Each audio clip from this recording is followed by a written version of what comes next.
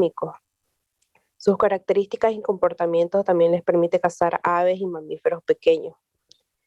Y es por eso que el gobierno australiano se encuentra diseñando una nueva estrategia para reducir la población de gatos ferales, que es una medida polémica que ha despertado toda clase de reacciones en otras latitudes, especialmente en aquellas donde los gatos tienen un lugar especial como animales de compañía que ayudan a combatir las plagas. Es eso, doctor, que quería compartir. Sucede a veces que en la cadena de la zoología sucede que a veces algunos depredadores aumentan su población en peligro de otras especies. Y esto es lo que nos explica Ostiano, que la excesiva población de estos gatos atenta contra la vida de otros, especialmente esos reptiles, y al eliminar esos reptiles seguramente se cortan otras cadenas biológicas importantes. Sin embargo, como siempre, los animalistas van a ir por el lado de evitar la muerte de excesivos gatos presentes en Australia. Australia tiene problemas, es el continente con más problemas. Durante mucho tiempo tuvo problemas con conejos y con otras especies llevadas a ese continente. Ya, vamos, Bianca Céspedes. Ya, doctor. Yo le voy a hablar sobre el ajo, el orégano y el tomillo. Dicen que son opciones para reemplazar lo que son antibióticos en la industria avícola. Que por medio de esa mezcla de extracto del ajo, orégano y el tomillo se podría acceder a una mejor alternativa para reemplazar los antibióticos promotores del crecimiento que son empleados en la producción, en la industria avícola. Así que por eso es que dice que el extracto de la planta son antimicrobianos, así que tiene propiedades que tienen un efecto tóxico que pueden matar a las poblaciones de patógenos y evita que los animales puedan presentar algún tipo de salud como diarrea, enteritis o reducción de la ingesta o retardo en el crecimiento. Y es que están viendo si cambiar esa mezcla, ¿no? Por los antibióticos. O sea, muchos de los vegetales y de los productos vegetales contienen sustancias antibióticas. Y seguro que estos productos como los que ha mencionado, el ajo, el tomillo y el otro que no me recuerdo, deben contener orégano, deben contener sustancias antibióticas. Y mientras se utilicen los productos menos nocivos y se consigan resultados, qué bueno, ¿no? O sea, ya sabemos que los antibióticos en muchos de los casos eliminan bacterias, pero también pueden causar daño a la estructura celular de los animales o de las personas. Entonces, mientras se consigan productos que no sean nocivos, pero que destruyan los microorganismos patógenos, qué bueno. Leonardo. Buen día, doctor. Buen día, compañero. Mi noticia trata sobre, que esto sí parece una broma, ¿no? De que hay gente que no se quiere vacunar porque no va a poder beber alcohol. Y mayoría dice que no ha asistido a los centros de vacunación por nada más que eso. Y también que ponen otras excusas en las cuales dicen que no va a poder acudir a puntos por horario de trabajo y por la misma razón de que no va a poder beber durante 3 meses el alcohol, ¿no? Y hay una explicación sobre todo esto que dice que las sustancias alcohólicas pueden reducir el número de linfocitos T periférico y esto también causar la pérdida del linfocito B periférico, que estos ambos van relacionados con la defensa del cuerpo, por lo que tienen un papel muy importante a la hora de reconocer y neutralizar organismos infecciosos como virus y bacterias. Y eso, doctor. O sea, claro, eso está clarísimo. Es conocido desde mucho tiempo, no solo con el coronavirus, sino de manera general, que el alcohol no actúa directamente evitando la formación de anticuerpos, pero sí y actúa evitando que el sistema inmune aplique sus mecanismos apropiados para hacer una buena inmunidad. O sea, la acción del alcohol disminuye la respuesta inmune, como decimos, ¿verdad? Entonces, evidentemente, lo que se pretende al colocarnos esta o cualquier otra vacuna es que nuestro organismo tenga la capacidad de reconocer ese antígeno, ese cuerpo extraño, y formar la suficiente cantidad de anticuerpos para proteger al organismo de la persona o del animal. Entonces, evidentemente, el alcohol, otras enfermedades, la depresión, hay diferentes acciones que pueden complotar contra una buena respuesta inmune, y el alcohol evidentemente está demostrado que es un factor, pero qué ignorancia, ¿no? O sea, ya dejar de beber no es tanto como 3 meses, en realidad es menos tiempo, pero dejar de beber un tiempo para asegurar su vida, y sobre todo cuando uno se vacuna, es evidente que está buscando su inmunidad propia, ¿no? Individual. Pero aquí lo que se pretende es cortar la circulación del virus con la famosa expresión de inmunidad de manada. Es decir, mientras más personas tengamos anticuerpos contra este virus, la circulación del virus será cada vez menor, y esto evitará mayores problemas en la población a nivel, en este caso de Santa Cruz. Es un absurdo lo que pretenden con eso, pero por suerte, por el número de vacunados que está teniendo diariamente la población en Santa Cruz y zonas aledañas es alto. Parece que está cambiando ya esa opinión, que en principio, porque inclusive muchos de los de edad de ustedes decían que no querían vacunarse y están acudiendo masivamente porque saben que la vacuna evidentemente protege contra un mal gravísimo como el que nos está azotando, ¿verdad, Leonardo? Sí, doctor. Y también dicen que, por ejemplo, en nuestro país ha salido que en una región han dicho que se pueden convertir en hombres lobos y no sé qué cosas más. Una serie de argumentos que han puesto por delante para evitar la inmunización, pero todos sabemos, nosotros, ustedes que enseguida vamos a hablar de inmunología, ya ustedes también están en una etapa avanzada de su asignatura de inmunología y saben perfectamente que eso no es cierto.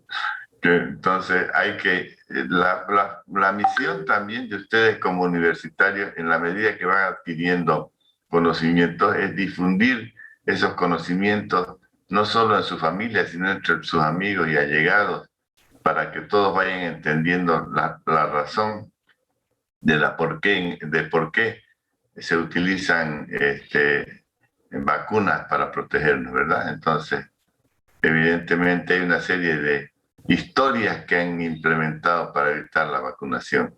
Muy bien, Leonardo. Buena nota. ¿Alguien más? ¿Tres más? Yo, doctor. Yo, doctor. Hidalgo. Julián Hidalgo Doctor. y Yo. alguien más. Camacho. Yo, doctor. Camacho. A ver, vamos primero con Coimbra, Hidalgo y Camacho. Ya. Pillé una noticia que dice que ciertas bacterias de la piel se vuelven patógenas tras una remodelación de pared celular. Dice que una de las moléculas inusual de la pared celular es Staphylococcus epidermis, que contribuye a que esta bacteria es resistente y habitual en nuestra piel, ¿no? Dice que se vuelve nociva y invade a la sangre. Y gracias a que se ha identificado dicha molécula, esta podría utilizarse como objetivo de una futura vacuna. Dice también que la mayoría de los linajes de Staphylococcus epidermis viven de una forma pacífica en la piel y en la nariz. Y algunos clones dicen que pueden causar pueden cambiar de hábitat y causar infecciones en la sangre que son difíciles de tratar. La bacteria es Staphylococcus epidermidis. Epidermis, sí, doctor. Que normalmente era un agente saprofítico y permanente, habitante de la piel de las personas y animales, y hoy se sabe ya que ha comenzado a mostrar cepas que evidentemente son patógenas, se han vuelto en patógenos oportunistas muy peligrosos. Bien, Hidalgo. Yo tengo una noticia del área 4, doctor, donde decía que una niña se salvó de ser secuestrada por su mascota cuando la mamá de la niña la mandó a la tienda en horas de la noche, a las 9 de la noche la mandó y su mascota la siguió. Entonces, un hombre desconocido agarró a la niña y el perro al ver eso empezó a ladrar y a atacar al hombre. Entonces el hombre se asustó y se fue. Y la niña pudo volver a su casa.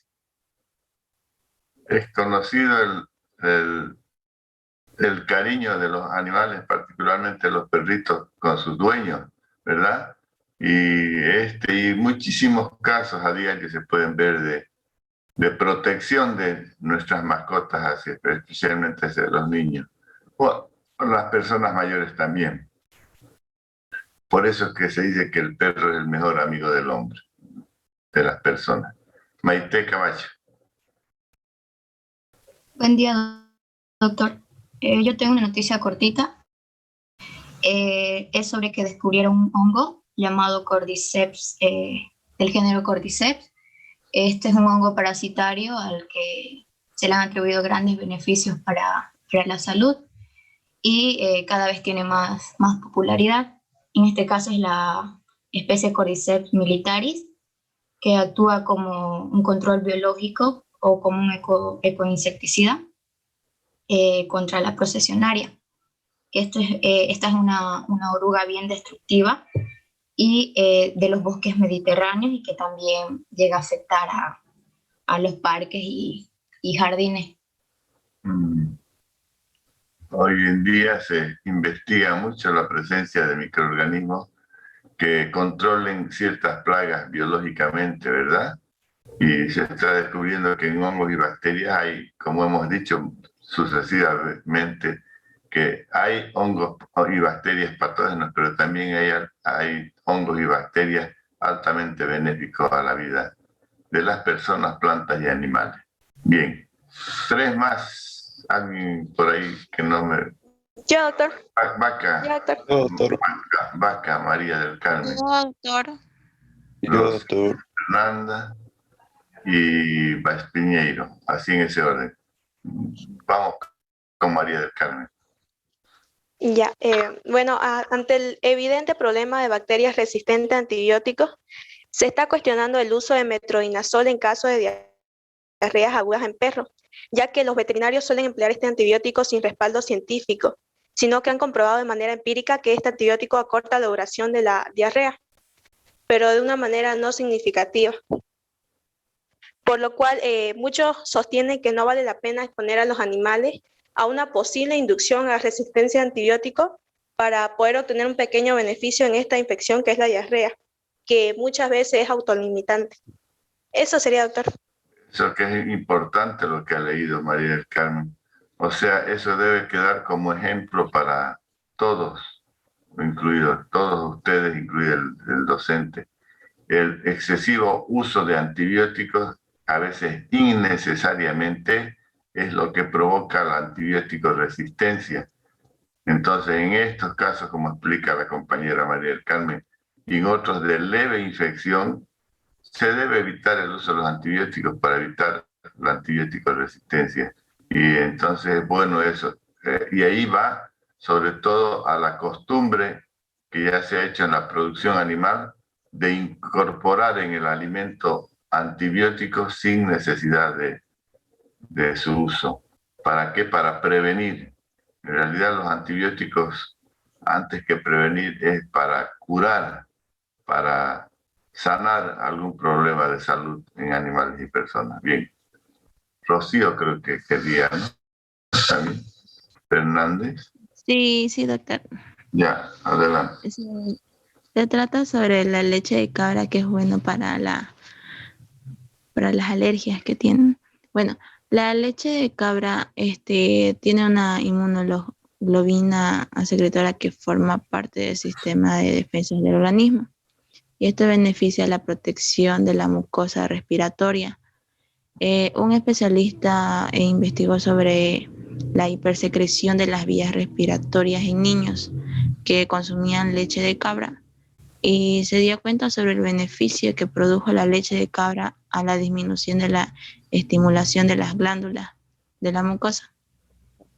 Una inflamación de las vías respiratorias, la leche de cabra tiene componentes de antiinflamatorio que ayudan a la disminución de la mucosa de las vías aéreas. Eso, doctor. La leche de cabra se le da muchos beneficios para la salud. Inclusive hay estudios hechos en España que utilizan mucho la leche de cabra para consumirla como leche y como subproductos de origen procedentes de la leche. Entonces se cree que tiene una excelente acción sobre la inmunidad de las personas. O sea, incita a las células especializadas a que eleven los anticuerpos y esto logra un mejor proceso inmunitario. Bien, vas Piñeiro. Ya, doctor.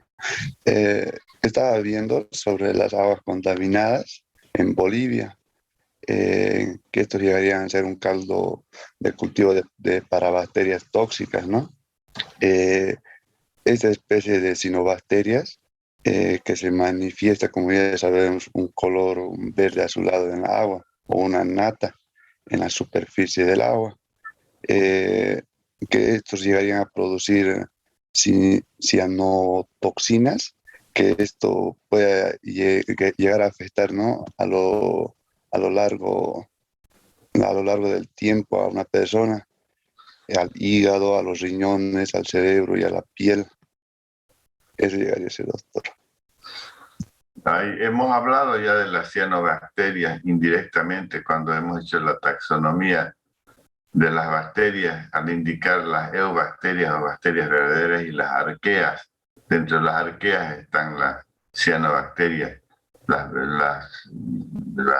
algas verde azuladas también se las llama, ¿verdad? Y ahí se descubre que evidentemente pueden tener una acción tóxica al contaminar las aguas. Bien, y el recurso agua, debemos recordar, ya lo hemos visto por la práctica de agua, que es importante cuidar el recurso agua porque poco a poco se nos va terminando el agua en el mundo entero. Ya hay problemas. Ahorita vi en la televisión a primera hora que el problema de sequía ya en el Chaco comienza a apretar con demasiada fuerza. Hay zonas que ya no tienen agua para el ganado, ya está comenzando a morir. Imagínense, estamos en julio y la época de lluvias recién empieza hacia fines de septiembre, octubre. Entonces son por lo menos 2, 3 meses más que vamos a padecer, o que por lo menos van a padecer esa zona de agua. Entonces es importante todo lo que sea conservación de agua y de los recursos hídricos, es importantísimo para la vida misma. Bien.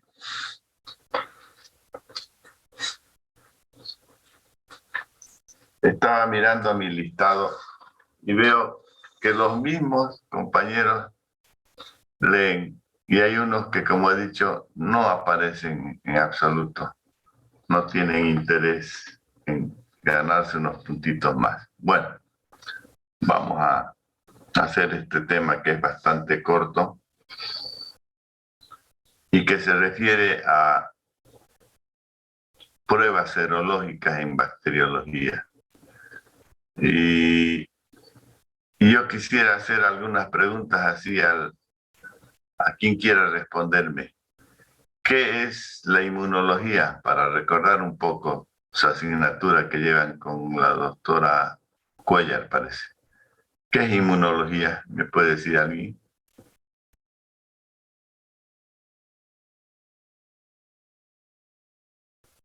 ¿Nadie?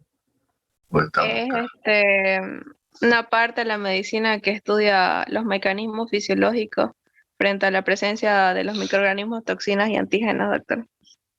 Bien, o sea, más que todo una parte de la microbiología, ¿verdad? De la biomedicina, que se ocupa de estudiar los fenómenos y mecanismos a través de los cuales el organismo del animal responde frente a presencia de, como usted ha dicho, de otros microorganismos, de antígenos y otros, verdaderamente. ¿Y cómo responde? Mediante una defensa de leucocitos, doctor, en este caso macrófagos. Ya, pero ese es el mecanismo de acción. El mecanismo de acción, pero ¿qué es lo que hace el organismo con esas células que he mencionado y con otros tejidos del organismo animal? ¿Qué fabrican? Anticuerpos. Anticuerpos. Anticuerpos. Disculpen, me está sonando mi teléfono y no tengo nadie en la casa. Un segundito. Perdonen ustedes que los moleste.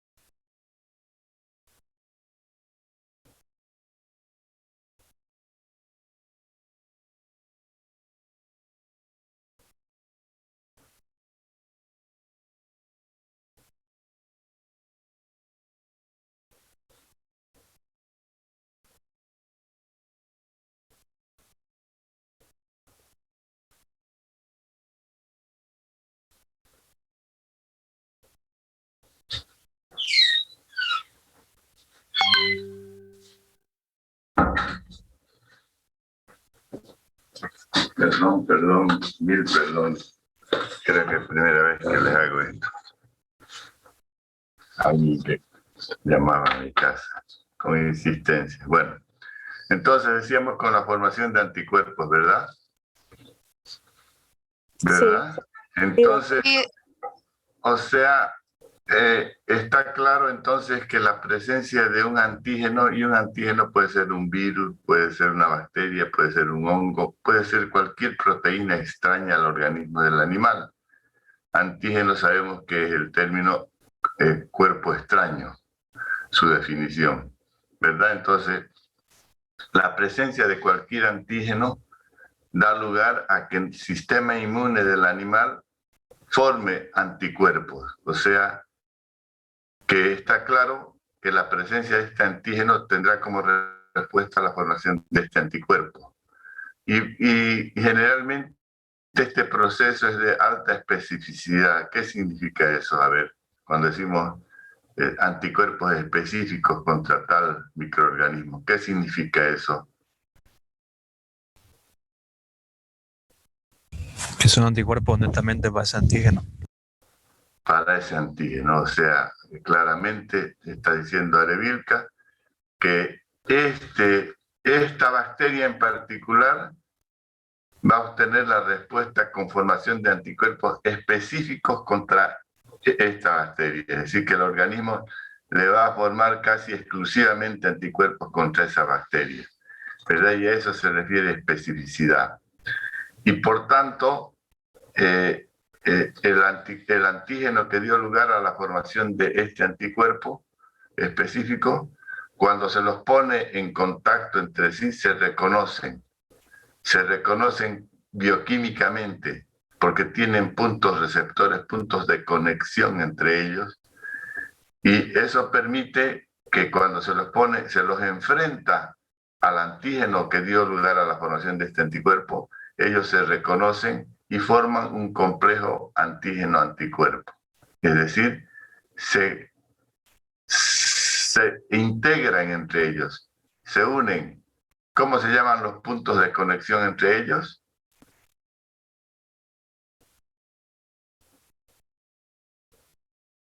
Ahí estamos en inmunología. Los epítopes. Epítopes o epítopos, le dicen algunos otros, ¿verdad? Entonces tienen como unas conexiones exclusivas que permiten organizar el complejo antígeno-anticuerpo. Y basándose en esas características, muchas de las enfermedades pueden ser diagnosticadas serológicamente por estas reacciones antígeno-anticuerpo. Entonces, a través de pruebas rápidas, se puede detectar la presencia de determinados anticuerpos. Y eso es lo que vamos a hablar hoy día en forma sencilla. A ver, vamos a compartir la pantalla para explicar esa situación.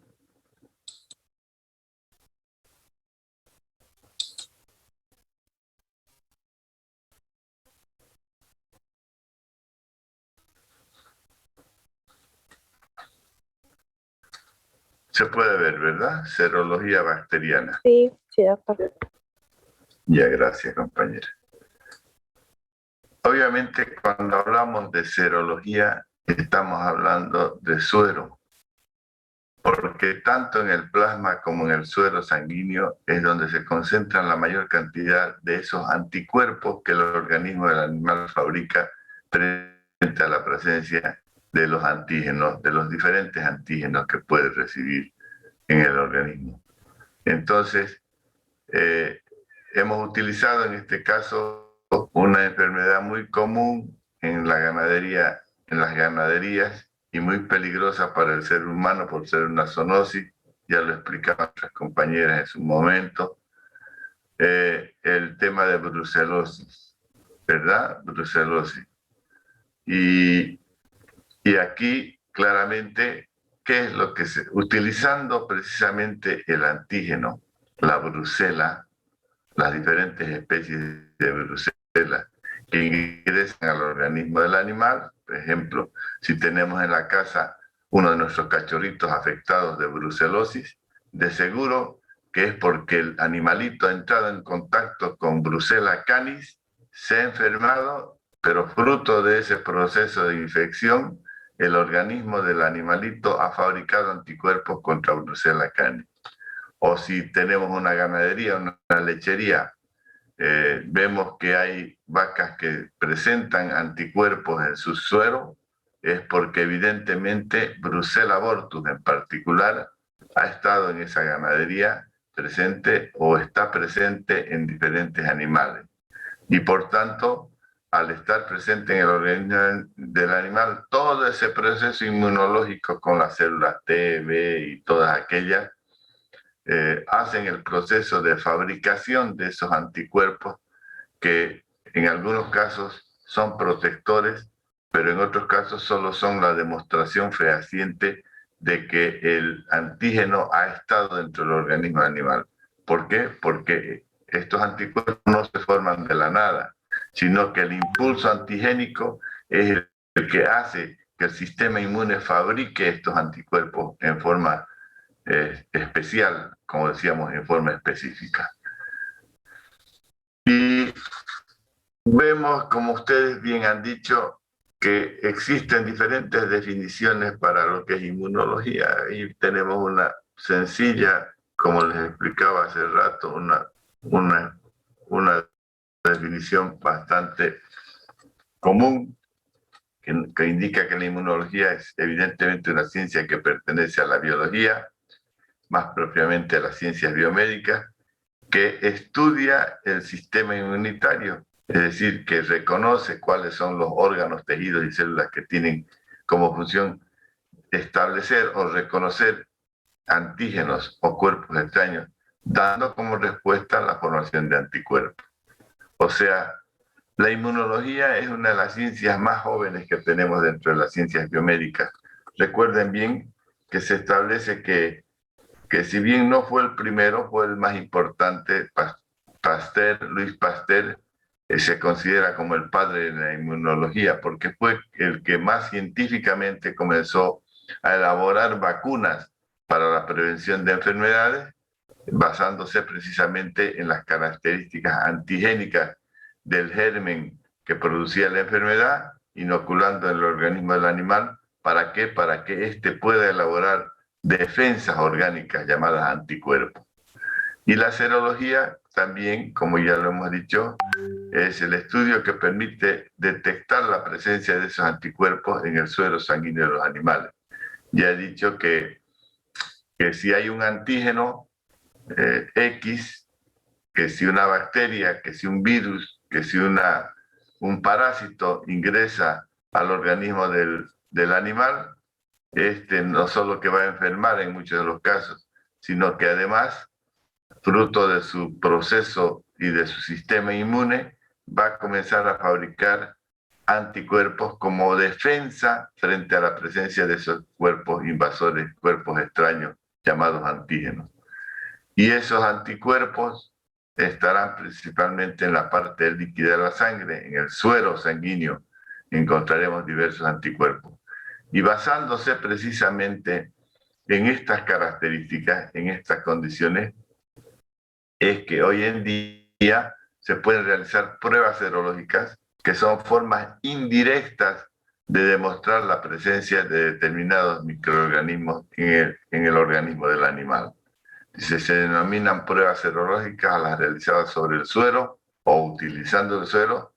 Toda prueba serológica generalmente no reconoce a la gente patógeno, sino detecta los anticuerpos generados por el organismo para defenderse del antígeno. O sea que indirectamente, utilizando una prueba serológica, nosotros lo que vamos a encontrar de manera general son anticuerpos.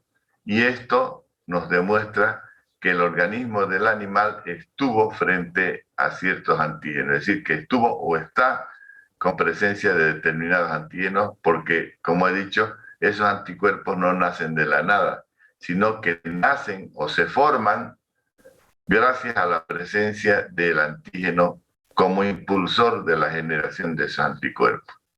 Entonces, eso es importante reconocer. Y basándose en eso, hoy en día se utilizan en muchas de las ciencias que estudia la medicina veterinaria, se utilizan las pruebas serológicas para detectar anticuerpos, demostrando con esto que está presente el organismo.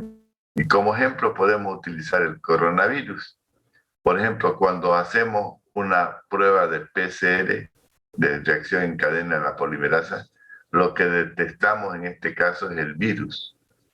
El virus, o sea, partículas de DNA o de RNA, dependiendo del virus que sea, se detectan y se hacen múltiples reproducciones de ese antígeno para lograr detectar el antígeno.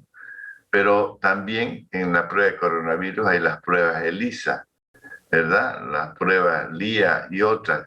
En ese caso, lo que se está detectando son los anticuerpos que ha dejado el paso de la presencia del virus. O sea, a través de esas pruebas inclusive se puede medir la cantidad de anticuerpos presentes para determinar si hay un grado de protección. Se pueden detectar los diferentes tipos de inmunoglobulina, A, M, G, E y otras inmunoglobulinas que son importantes en el proceso de protección al organismo. Pero dentro de ellas, por su mayor facilidad, hay las pruebas, es decir, entre la detección de anticuerpos y las pruebas de aglutinación, que son las más sencillas, las más utilizadas por la rapidez con que se puede trabajar con ellas, que aunque tienen sus dificultades y sus limitaciones más que dificultades, son pruebas que nos permiten determinar la presencia de muchas enfermedades bacterianas en los animales. El ejemplo que vamos a utilizar es más sobre brucelosis, la enfermedad, pero puede ser en salmonelosis, puede ser en leptospirosis, puede ser en clostridiosis, en fin, en diferentes enfermedades producidas por bacterias y por hongos se pueden utilizar las pruebas de aglutinación. Es tan importante el proceso de aglutinación que inclusive en fisiología les enseña a detectar el grupo sanguíneo al que pertenece cada uno de nosotros para determinar también por aglutinación la detección de ciertos antígenos. Es, como dice en la pantalla, es un método rápido y sencillo utilizado ampliamente para la identificación de virus, bacterias y grupos sanguíneos. Cuando se utilizan antígenos conocidos se detectan anticuerpos específicos.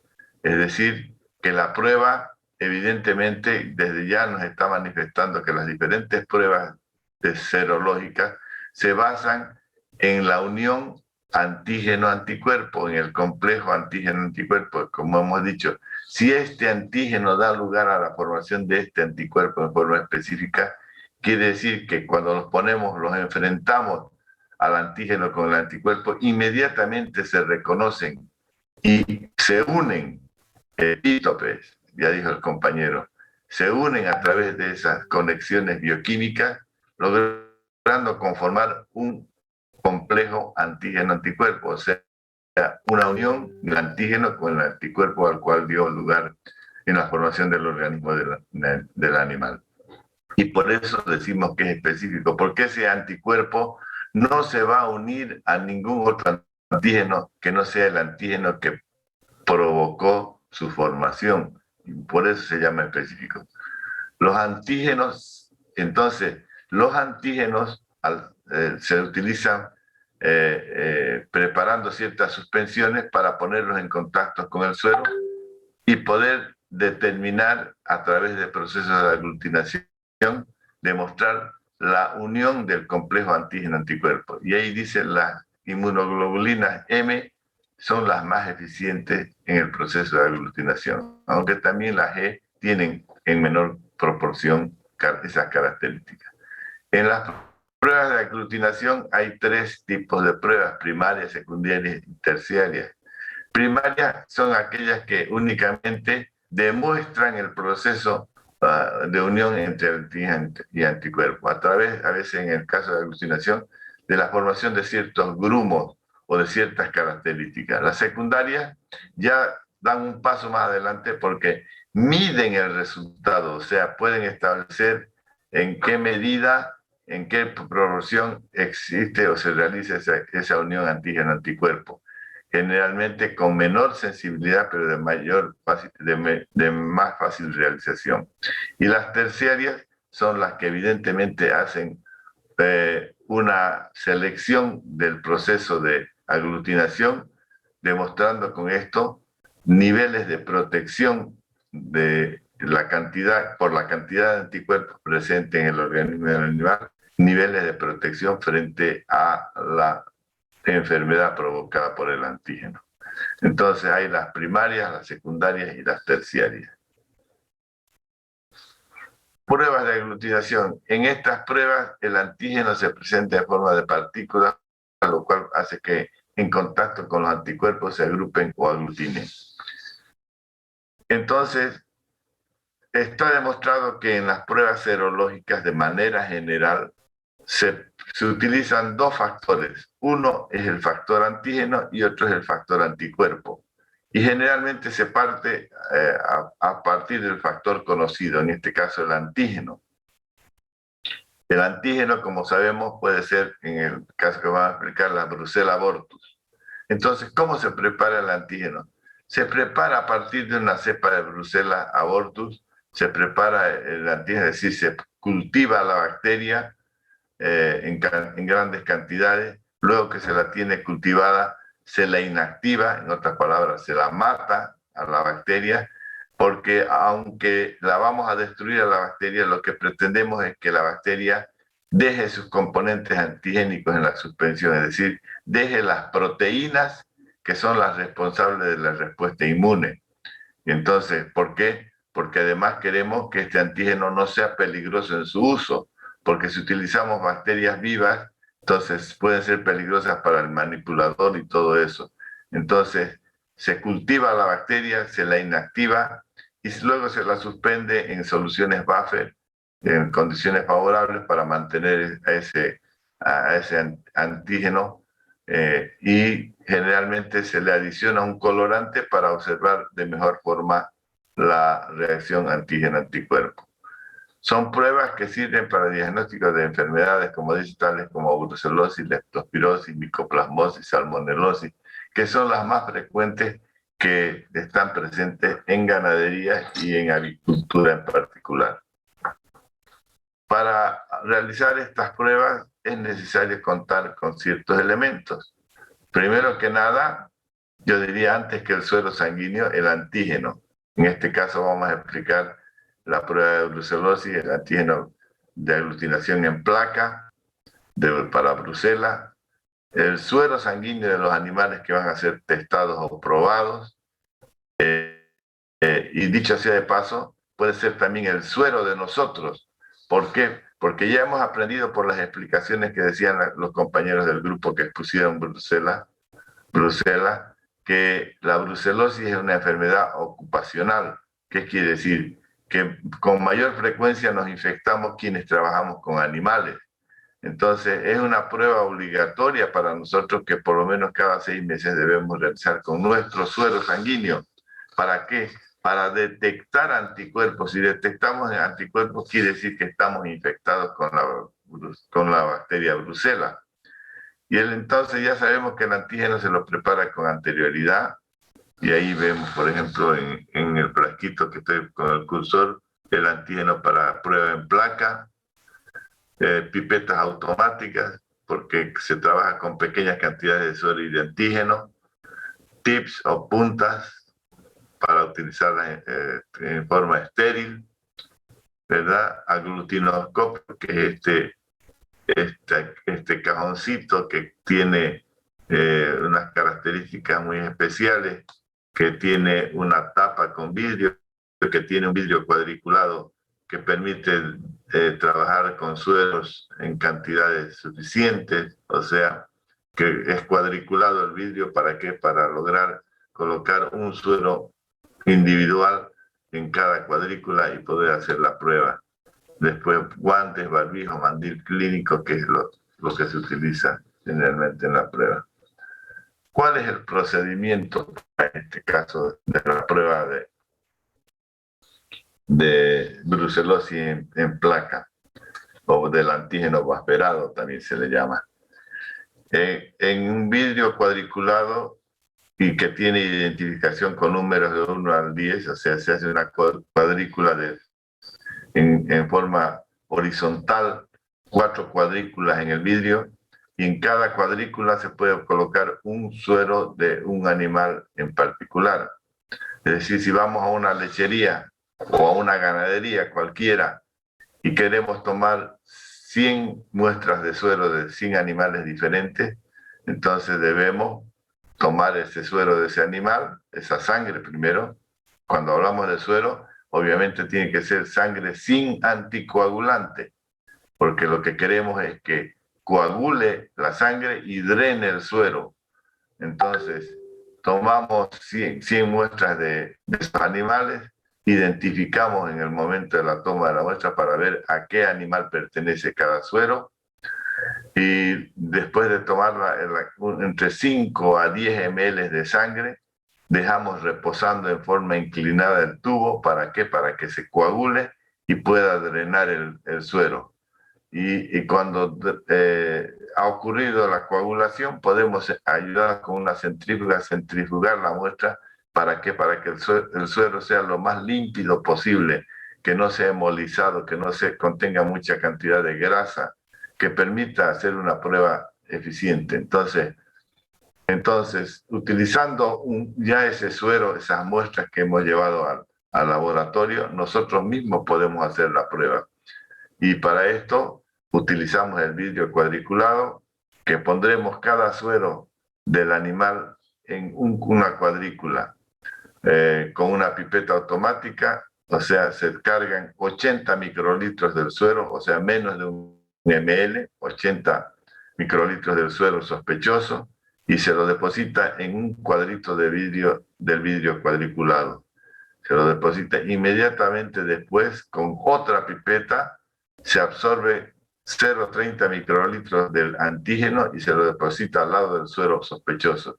O sea, primero la gota de suero y luego a su lado, en la misma cuadrícula, una gotita conteniendo 0,30 microlitros del antígeno, que sabemos que son proteínas pertenecientes en este caso a Bruselas.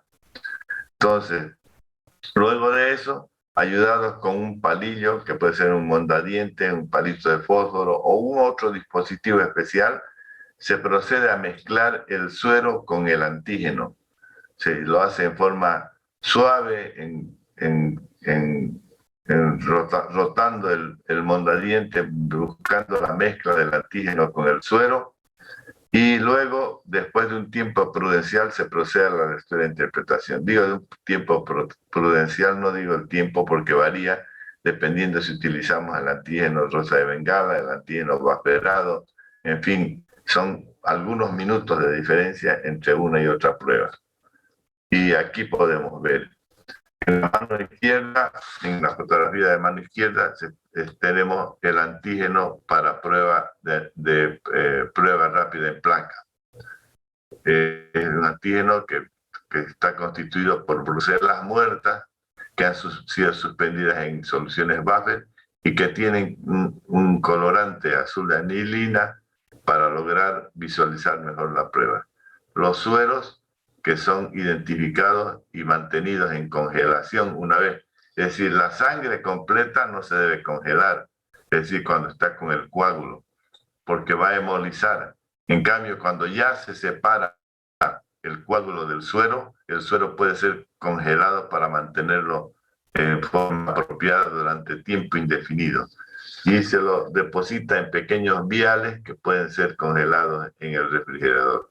El aglutinoscopio, como estamos viendo, con su tapa que tiene vidrio también, y las pipetas listas para hacer el proceso. Una pipeta para utilizar los sueros de los animales, que está calibrada para 80 microlitros, y otra pipeta específica para el antígeno que está calibrada para 30 microlitros. Como vemos ahí en la fotografía, la pipeta hay que agarrarla en forma vertical, como estamos mostrando. Y el compañero doctor Jesús Ontivero me está ayudando a tomar primero el suero. Entonces, de cada muestra tomamos 80 microlitros del suero y lo depositamos, si se puede ver, en este vidrio que está cuadriculado adecuadamente. Es importante que los sueros que vamos a utilizar no sean hemolizados, no sean mal obtenidos, que sean sueros límpidos, que también no tengan excesiva grasa, porque eso perjudica en el proceso de la prueba. Entonces, es importante indicar que para cada suero se cambia una punta o tips, una punta de plástico estéril. Es decir, nunca utilizar la misma punta para sueros diferentes, porque eso puede dar reacciones inespecíficas, inapropiadas o falsos positivos. Entonces se deposita el suero en cada una de las cuadrículas dependiendo del número de pruebas que quiera hacer.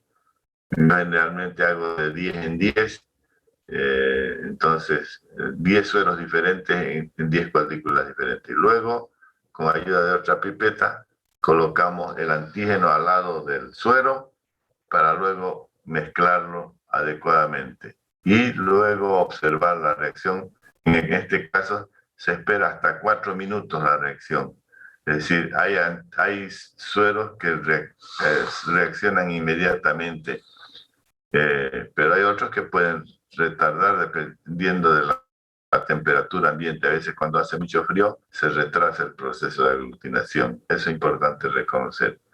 Y ahí, como ven, aquí en este caso estamos utilizando otro antígeno que es también para brucelosis, el rosa de Bengala. Se le da ese nombre porque está coloreada con ese colorante llamado rosa de Bengala, que permite mejor visualización. Y como ven, en estos ya está la mezcla hecha en todo esto, hasta pero aquí en estos 6, los 5 que se ven aquí, vemos cómo está el suero y a su lado el antígeno, listo para ser mezclados, como ha sucedido en el caso de esto. Entonces, para cada animal, una. Y vemos aquí la reacción de la prueba en placa. Esta es una reacción, un poquito la voy a agrandar para que puedan ver mejor. Se puede ver claramente aquí una reacción de aglutinación, ¿verdad?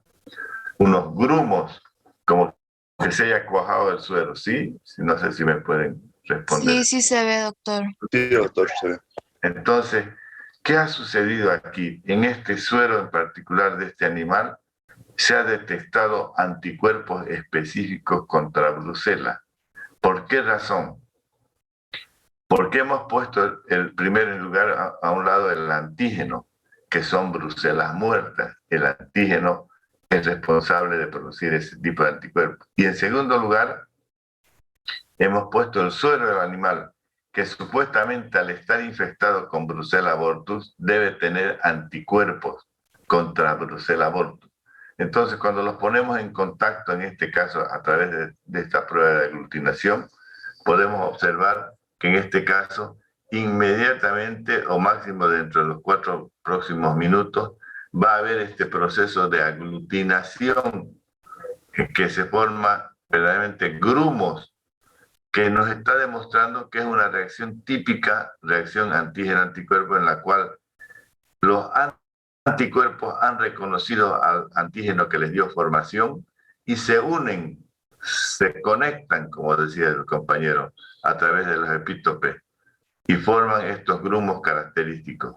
Por el contrario, en la fotografía de la derecha no hay ese proceso, se ve todo homogéneo, lo que nos demuestra claramente que este suero no tiene anticuerpos y que este animal no ha estado en presencia ni está en presencia de Brucella abortus.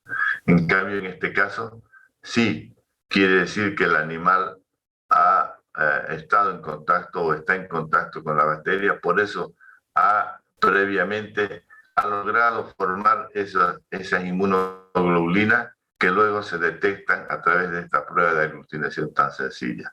O sea, como estas pruebas se pueden realizar para diferentes enfermedades en bacteriología en particular, para diferentes enfermedades de animales, y lo principal es que se trabaja a partir de un factor conocido. ¿Cuál es el factor conocido? El antígeno. Como decía hace rato, en este caso el antígeno que hemos utilizado es Brucella, cepas de Brucella abortus ya muertas, que puestas en contacto con el suero que contiene anticuerpos, muestran esta reacción característica de aglutinación. Por eso se llama la prueba de aglutinación.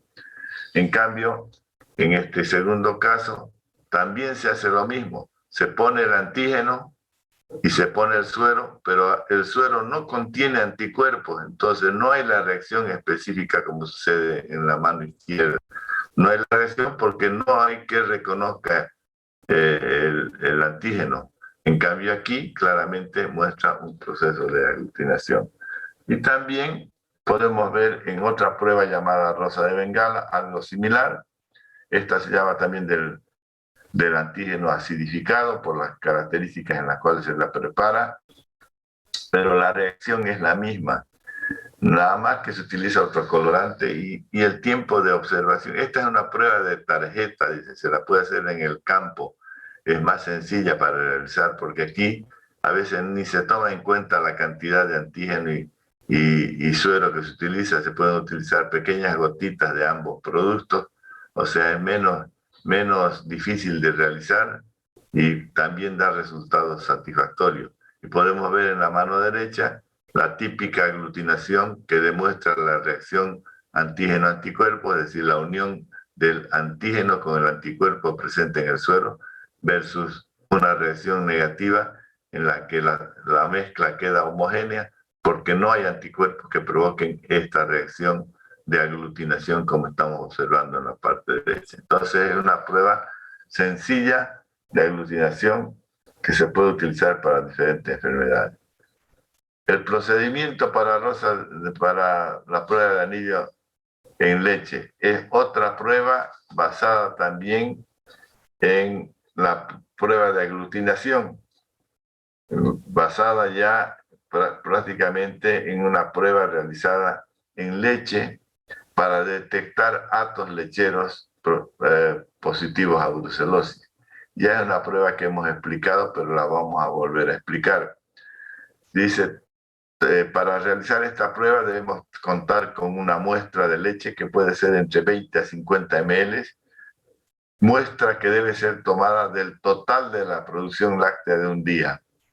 O sea, si el lechero produce 200 litros al día, se debe tomar la muestra a partir del total de la leche, o si produce 1000 del total de la leche, y llevar entre 20 a 50 ml de la leche en un frasco estéril como muestra para detectar anticuerpos en la leche. Recuerden bien que la fracción serológica evidentemente también está presente en la leche y por lo tanto hay abundante cantidad de anticuerpos cuando los animales, uno o varios de los animales, han estado en contacto con la bacteria Brucella abortus. Bien, en el laboratorio homogeneizar bien la muestra cuando se lo recibe, es decir, los 50 ml, procurar mezclarlos de forma bien, con cuidado, en forma aséptica, dice, y tomar de esa muestra 1 ml de leche y poner en un tubo de ensayo. Inmediatamente, con pipeta especial, agregar 0,30 microlitros del antígeno para prueba de anillo en leche, PAL, homogeneizar, quiere decir mezclar bien, este movimiento suave, buscando que el antígeno discurra o se esparza por toda la leche, y luego llevar a la estufa bacteriológica a 37 grados para observar cada 30 minutos la reacción que pueda darse.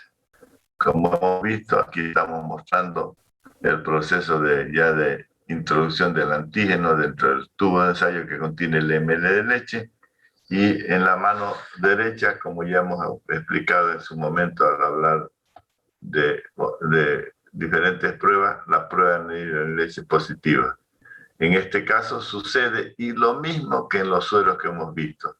Como ven, hay casos negativos, donde la leche queda coloreada, la columna de leche queda coloreada de ese color lila por el color del antígeno, que también contiene un colorante para facilitar la observación de la reacción. Entonces colocamos el colorante y se distribuye en toda la columna. Como aquí solo existe el antígeno y no hay anticuerpos, no hay que se unan, no hay la reacción antígeno-anticuerpo. En cambio, en este caso positivo, de este hato positivo a brucelosis, se forma el característico anillo en leche, que es la demostración fehaciente de que esta leche contiene anticuerpos contra Brucella abortus.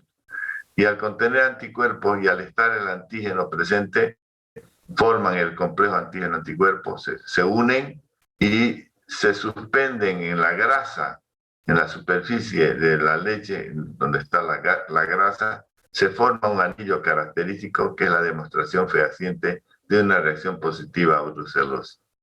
En cambio, en los otros, como vemos, la columna de leche queda completamente coloreada de color lila. ¿Por qué? Porque aquí el antígeno no ha encontrado con quién unirse. Y esto nos demuestra que evidentemente son actos que no tienen animales con brucela, porque no hay anticuerpos. Ahí se puede ver claramente negativos y positivos en la prueba de anillo en leche. O también en esta otra prueba donde los tres actos muestran presencia de anticuerpos en la leche, lo que nos está diciendo que ese acto lechero tiene algunos animales enfermos de brucelosis. Algunos preguntarán, ¿qué se hace en este caso? ¿Cómo se sabe cuál animal? Esto es para optimizar tiempo y evitar mayores gastos.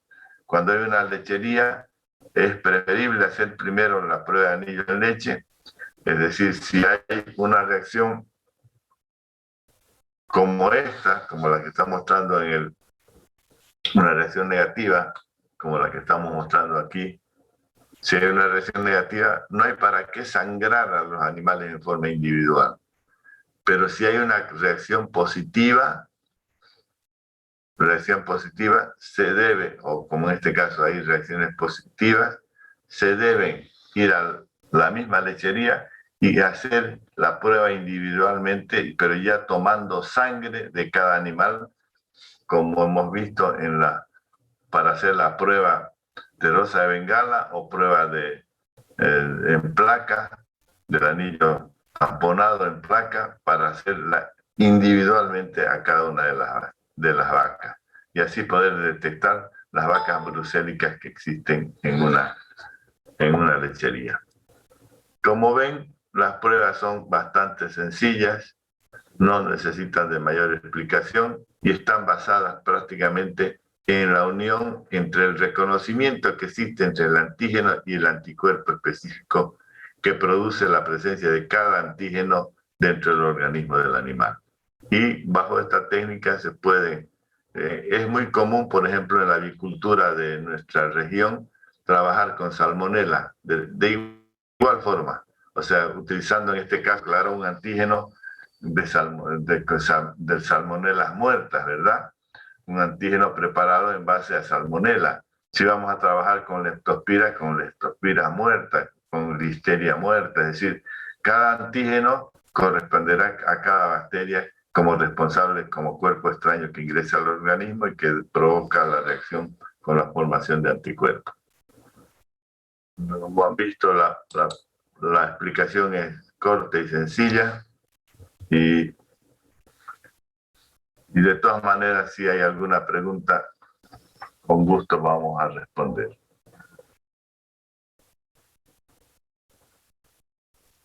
Doctor, Leonardo.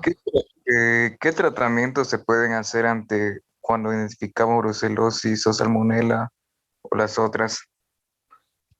En el caso de brucelosis, no se indica tratamiento. En el caso de brucelosis es prueba y sacrificio. O sea, animal brucélico debe ser enviado al matadero en forma inmediata. Inclusive hay un programa ya establecido por el SENASAC de lucha contra brucelosis y tuberculosis. En el caso de brucelosis dice claramente, animales que salen positivos deben ser carimbados con una B en el cachete izquierdo y llevadas inmediatamente o lo antes posible al matadero. ¿Por qué? Porque los tratamientos contra brucela en animales no están permitidos por una razón fundamental. Tal vez si recuerdan cuando explicaban las compañeras el tema brucela, decían que la brucela, a pesar de no tener cápsula, evade la fagocitosis porque se oculta en las vacuolas. Tiene una pared especial que le permite hacer esa situación sin que tenga cápsula bacteriana. Y entonces resulta que se oculta la bacteria en células del organismo animal. Y esto hace que muchos de los tratamientos con antibióticos no den resultado. También por eso es que los anticuerpos que produce brucela no son protectores.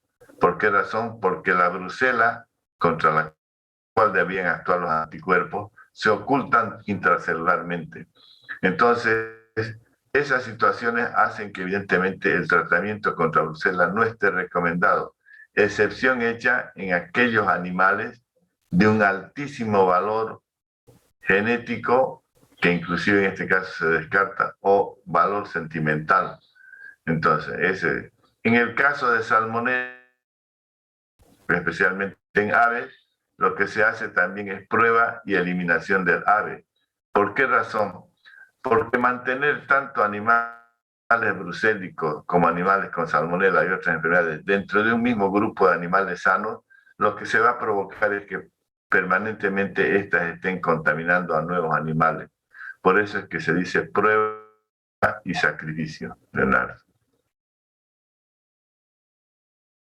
Ahora me dirá en el humano me dirá, no lo vamos a matar al matadero, ¿no? En el humano, en el caso de los colegas, hay varios colegas veterinarios que se han infectado con brucela.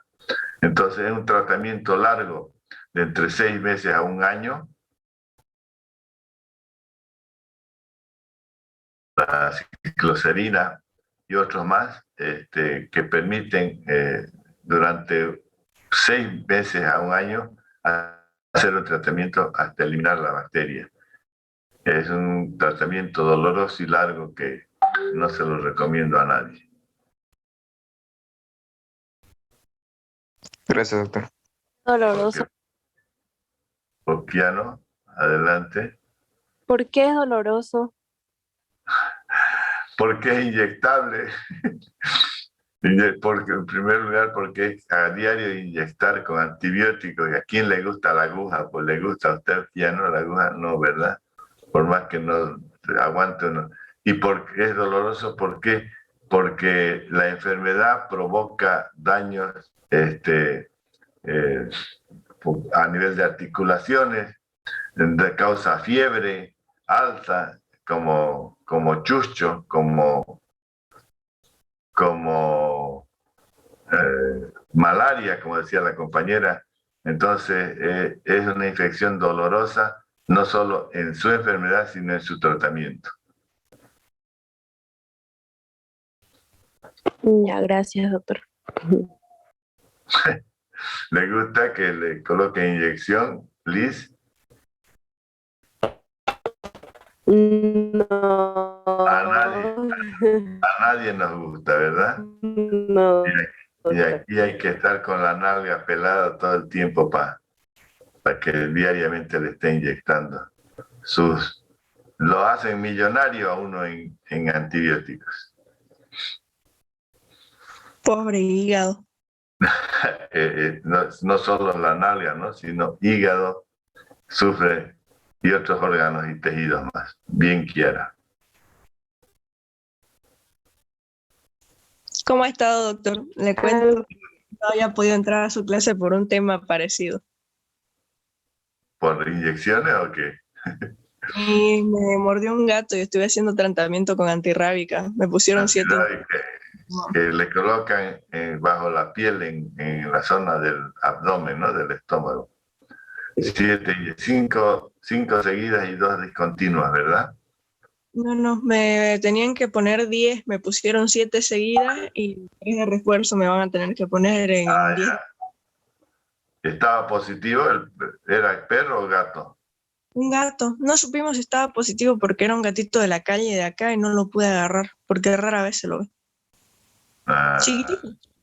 Moraleja, hay que tomar providencias para agarrar un perro o un gato de origen desconocido. Hay que tener cuidado, bioseguridad en extremo, porque si no queda la vacunación, que parece una picada de peto, ¿no? Cada inyección.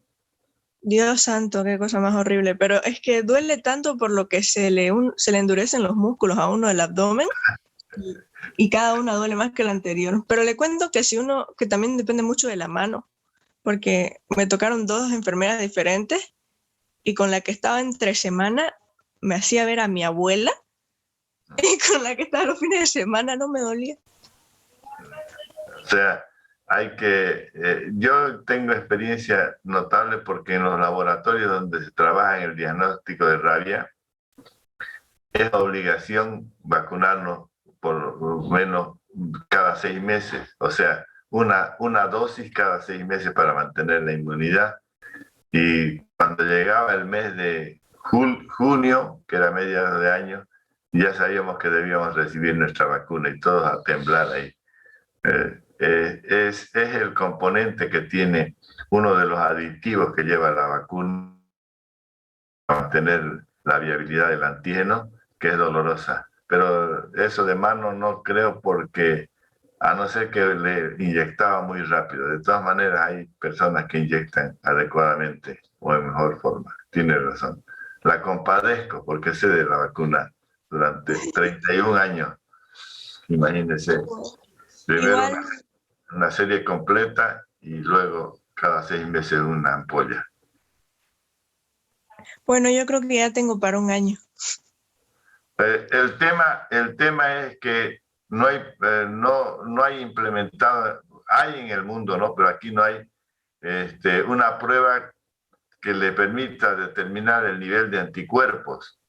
O sea, si el día de aquí unos 6, 7 meses le muerde otro perro, van a tener que hacerle un esquema más reducido de vacunas, pero la van a volver a vacunar, porque no tiene seguridad de que su organismo tenga el nivel de anticuerpos suficiente. Así que hay que cuidarse siempre, Kiara, en el manejo de animales. Sí, doctor. Pero, ¿qué le iba a decir? Le cuento que ahora es diferente. Antes se vacunaba por emergencia y ahora hasta lo amenazan a uno que si se falta a una sola dosis, le pueden ir a cobrar los $1.500 a su casa por el lote de vacunas.